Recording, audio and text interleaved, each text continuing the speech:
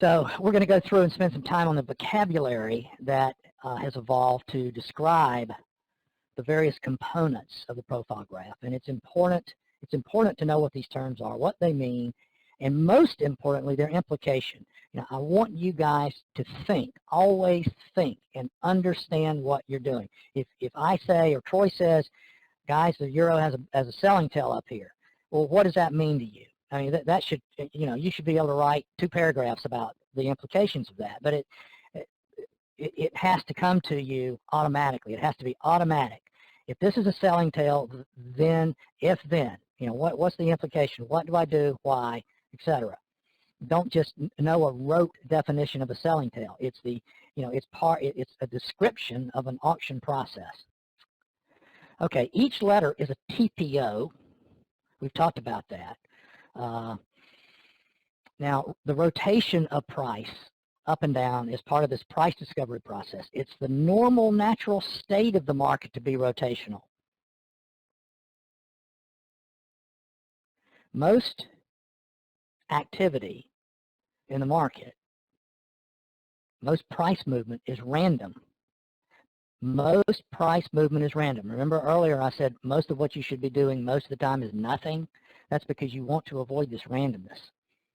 That's what we have to avoid. You know, you're constantly trying to avoid the noise, randomness, noise.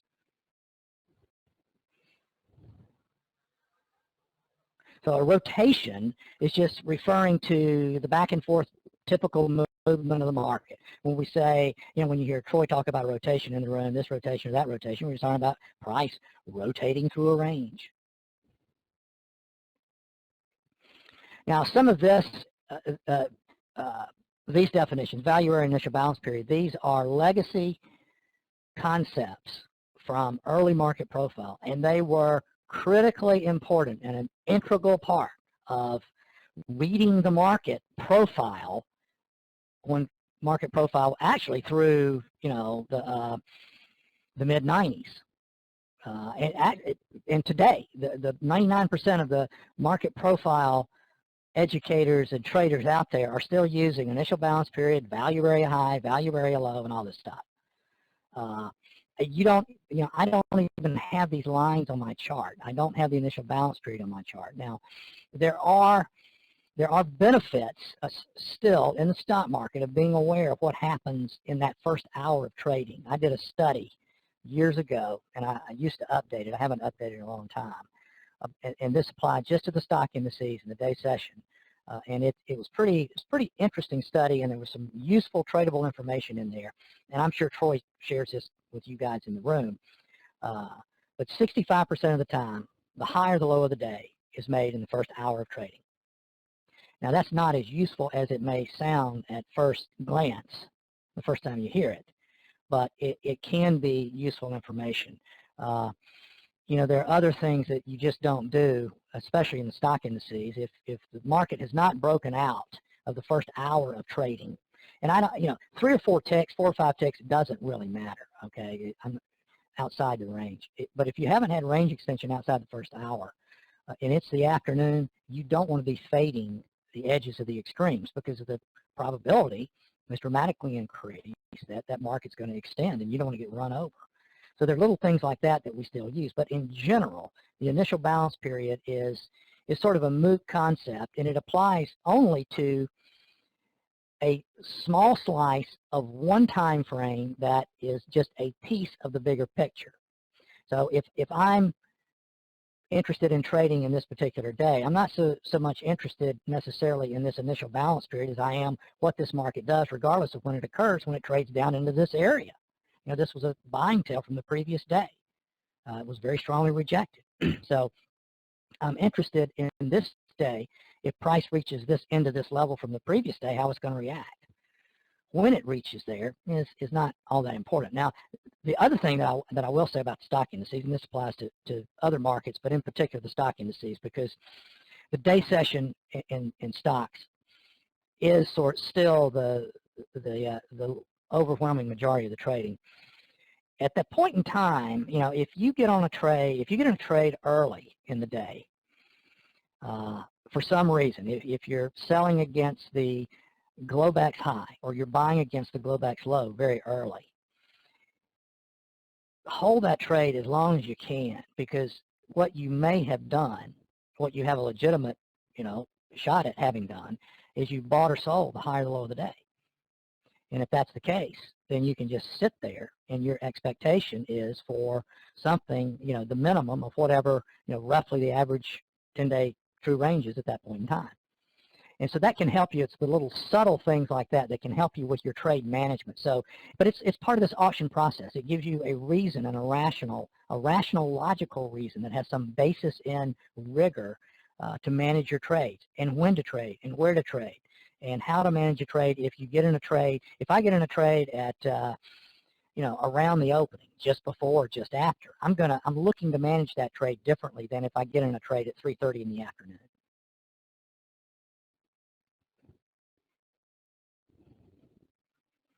One second, guys. Let me take a quick drink.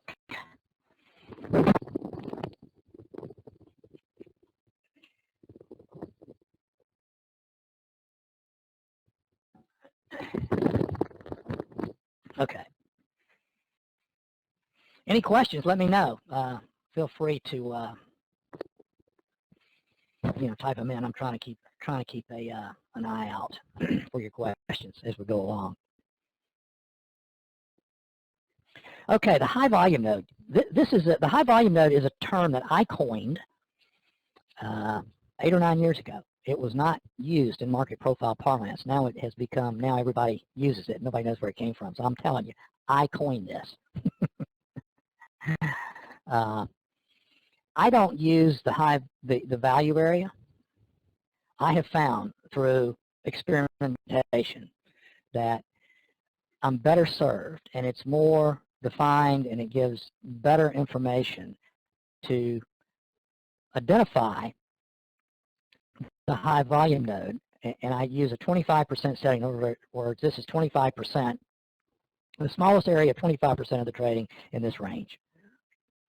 And it's, I think you guys, if you go back and you look at the reports, if you go to the public blog and you look at the public blog, it's consistently uncanny how often the high volume node, which is a, much smaller area than the 70% area of a value area, how often the market reacts around that area as it does the extremes. In other words, you get it's an inflection point for trading.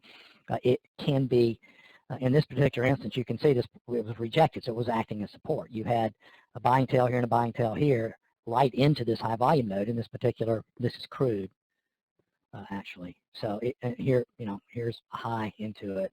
So the high volume node, really, I haven't done any sort of back testing or rigorous testing on it. This is sort of look and feel.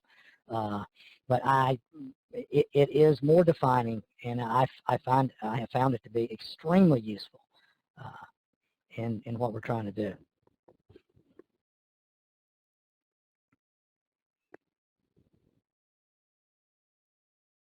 Michael, you say HVN is what percentage of volume of days? 25%. That's you can set it. You can set these parameters in these software programs. I can set it to anything I want it to be in CQG, and I use 25%. Yeah, and it's 25% of whatever the profile unit is, Michael. These are individual day units, so that's what it is. If I were to combine these 1, 2, 3, 4 individual sessions, which actually this is all one auction, then it would represent 25% of the activity, the transactions in that range. Now the composite profile. The composite profile idea was first posited. Stoudemire actually talked about it. He talked about the larger degree auctions, but he never combined, I can't recall ever seeing a combined profile in any of Stoudemire's work. He did refer to it. He did refer to the larger auction in different days making up a bigger auction. But I'm pretty sure the first person that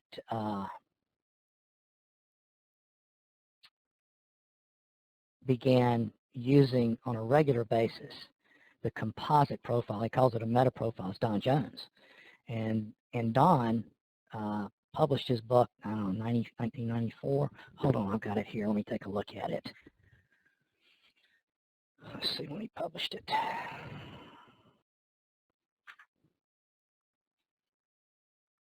(1993).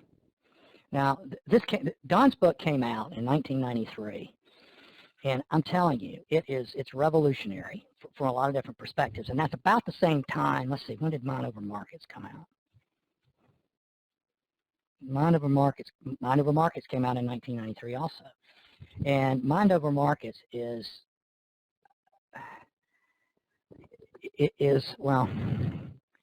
worthless compared to what Don Jones did. What Dalton did in his book was take Stottlemyre's concepts and basically rewrite them and add to them.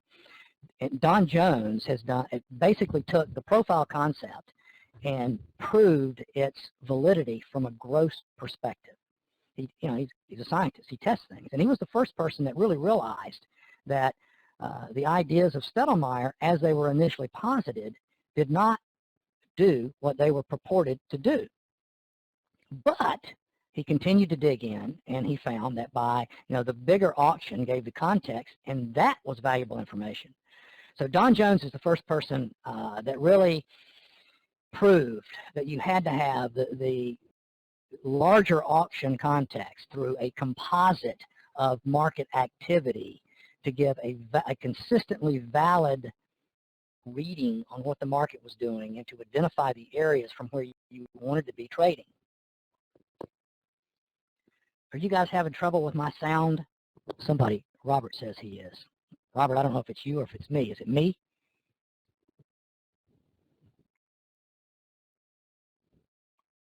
Okay, Robert, it must be you. Nobody else is having a problem. Christine, you say, what do the, you have a question about,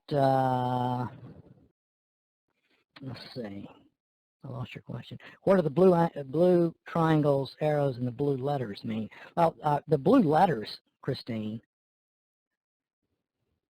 that's the point of control. I'm going to get to that, okay? But the little arrows are where the market opens and closes in a given time frame. There's nothing special about the little triangles. You don't have to worry about that. But we'll get to the point of control thing here in a minute. This is what you're always trying to find. Now this is corn, actually. Actually, this is corn over here. So what I've done, I've taken this activity, and when I see a market that has these non-directional high volume nodes, in other words, you've got this one's up, this one's up, this one's down, this one's down, this one's up, this one's down. That's two-sided trading. That's all one auction. I'll combine that. And this is typically what you'll get. You'll get the relative unfair highs, the relative unfair lows, and you'll have an area of greatest value. And you will find consistently that this is a critical area for the immediate trend in the market up to that point in time. Now, you can't see this over here, and we may look at this later, but you had a wide range up day. This was the proverbial step one. You had a step two. Now you're rotating around in a range. Price is accepting this area, and it's trying to migrate higher, etc. But it's holding this area. This is the critical level at this point in time in this market. Now, if we were to take these three individual days, combine them into one auction, then the market, I don't know where it closed, I guess it closed right here, would be between an important downside level and an important upside level, as defined by the high volume node. So we talked about the profile graph being a noise filter last week. That's what it is. It's a noise filter that helps you see what's going on in the bigger time frame auction.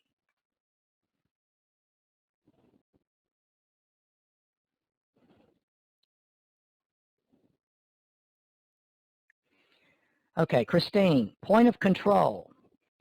These little blue lines, you see I have highlighted them here. Here's the red line.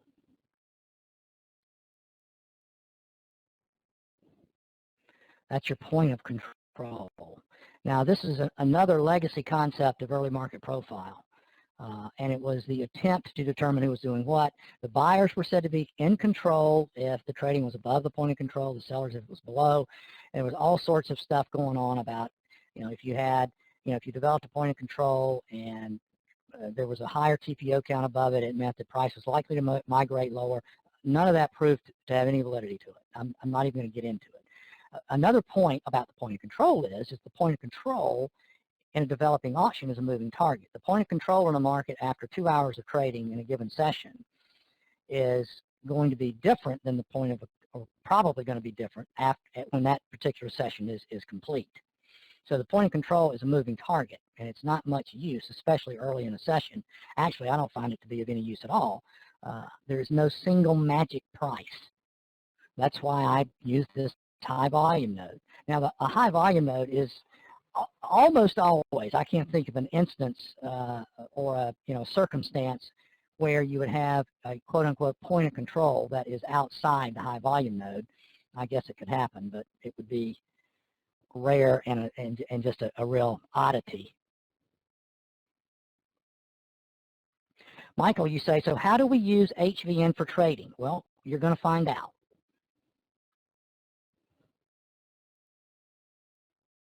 Single prints. Okay, single prints are, and this is an artifact from early market profile trading, they're a sign of conviction.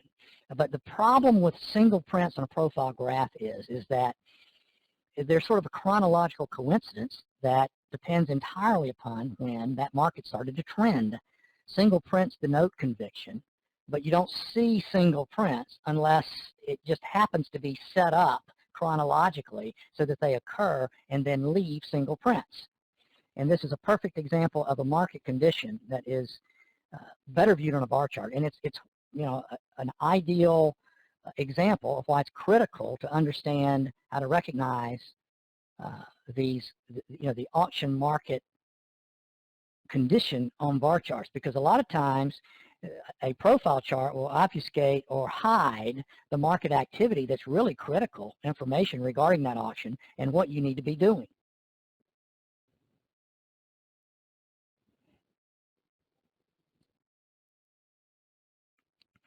This is the profile view of this. This is a much cleaner, clear picture of the auction process than this, and what to do about it and how to trade it. Now, I've told you guys, when I look at a bar chart, I'm reading it through the lens of an auction. This is conviction. Conviction, there's only one party that can create conviction, and that's big money. The market is so incredibly rotational now. You have all this high frequency stuff, and the high frequency stuff is non-directional churning, basically. And you have so many spreads. There's a lot of, most pure volume is non-directional, whether it's high frequency volume or a part of another trade, some sort of arbitrage or spread, a spread, all sorts of spreads. It can be very simple spreads, or it can be very, very complex spreads, but most actual volume is not directional volume. That's why I think that you're much better off at times looking at a bar chart than looking at a profile chart. And a wide range bar is telling you there's conviction. There's no rotation in this 30-minute period. There's no rotation in this 30-minute period. So when this market trades down here, I can make an if-then assumption. All right, this market looks like it wants to go lower. There's a lot of conviction there. If that's the case, then we probably should not retrace very much into or very deeply into this structure. Well, the first thing that we did was begin to retrace deeply into this structure. So, there are times if I'm watching a market and I think this market, let's take a hypothetical, let's say this is a balance area. If I see this occurring, I'll just sell. I'll sell it and then sit back and see what transpires. Now, if I do that, if I'm selling this, where does my stop have to be? Well, my disaster stop has to be back above the bar of the conviction. And there are times where you or I get stopped out. I'll sell here and I'll turn around, and in 10 minutes I'm stopped out here. But I'm trading market condition. What I'm trading for, if I can get in this bar, is I'm looking for that initiative move. I don't mind, I'm not expecting this thing to trade all day like this when I see it. But what I'm hoping to catch is a move that begins with conviction, and then the sellers take control, the market begins to rotate, and the minor degree balance areas begin to form and begin making lower lows, and it develops lower during the day. Now that's trading market condition. That's not, and I'm going to show you some very specific, more well-defined setups than just clicking the mouse button and going long or short. I'll do that. Troy does that. Most people, after a while, after you develop a higher level of understanding and confidence with what's going on, you will do that too. But you don't have to. I mean, you can. I'm going to show at the end of this, of tonight, I'm going to show you one setup that if you didn't do anything but trade it, from now on, you'd be an all-star. Okay, so we're going to talk about conviction a little bit. Conviction is one-sided trading, and it's critical to catch conviction. You don't have to chase it. I will chase it on occasion, but ideally what you want to do is you want to be in the market before conviction really begins to manifest itself. And the only way you can get that trade is by understanding market condition. Because if you're sitting there and you're always reactive, then you'll find yourself late to the party and then getting stopped out because you're late. You know, you see this wide range bar, you weren't prepared for it, you weren't paying attention to what was developing in front of it. It occurs, you buy or sell, you get eager, and sometimes that works out, sometimes it doesn't. But we want to be trading as auction market traders. One way or the other, we want to find in our trade plans trades that put us in conviction. It's one-sided trading. Either the buyer or the seller is driving the market directionally with little normal rotation. And it's much, much easier to see on a bar chart. Visually, it manifests itself in wide range bars, wide range 5-minute bars, wide range 1-minute bars, 30-minute bars, 120-minute bars, etc. The other thing about market condition is that it gives you the scenario of what should not happen. If you have strong market condition, you're expecting certain things, certain market behavior that should occur if the direction of the market condition is going to continue. And it's very easy to identify because it's a wide range. It's a wide range bar. It's a trend bar, and it's a much more complete concept than sitting around staring at a profile chart waiting to see single prints occur. There's a lot of single prints are conviction, but there's a lot of conviction that don't create single prints.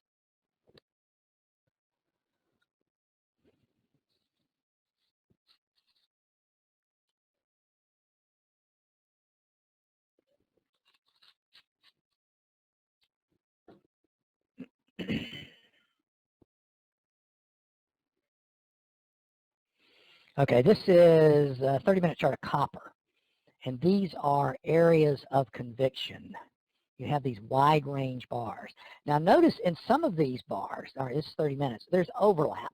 That's okay. You're going to get varying degrees of rotation regardless of the time frame you're trading as part of the auction process. But if I see this market take off here, actually, if it retraces, then this gives me the opportunity to enter this if I've missed it in a defined manner. Because if this is conviction, if this is an initiative situation, conviction is initiative trade activity. You hear the terms initiative and responsive. Well, initiative trade activity is a trend. So if a market is trading initiatively, it should not retrace deeply or for long. So initiative and conviction are synonymous terms. Now, initiative behavior, conviction can occur within a two-sided trade. This is an example of conviction that sort of died up here in this area. But if you had seen this, you were aware this was going to be an area to keep an eye on anyway. But you never know when this is going to turn into this. That's why you want to try and identify market conditions when conviction is most likely to occur. Chris, you asked the question, so you fade. So you fade what?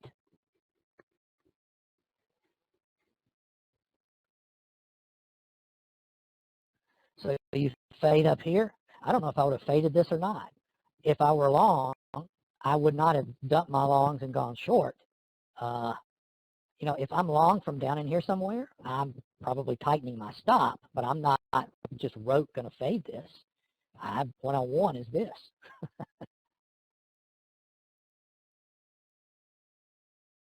So do you fade conviction? Are you being facetious? No, you don't fade conviction. That's one of the things you don't do, is fade conviction.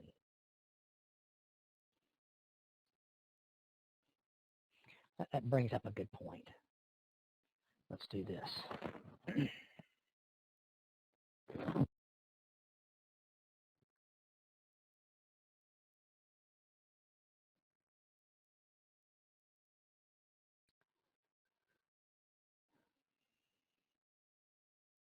Okay, the market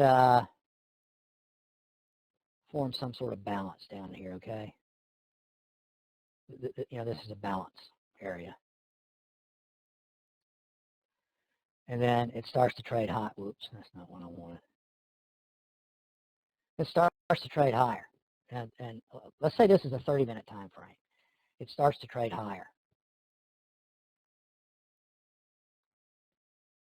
Now, do I want to sell this? No, you never want to do that. I say never.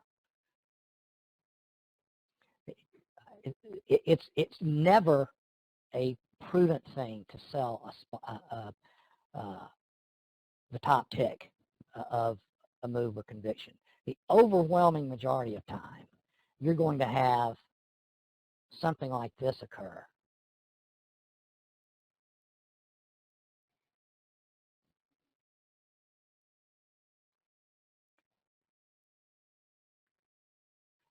And give you the opportunity that if you just, you know, if you have to top pick, then you can put a stop here, you can sell here.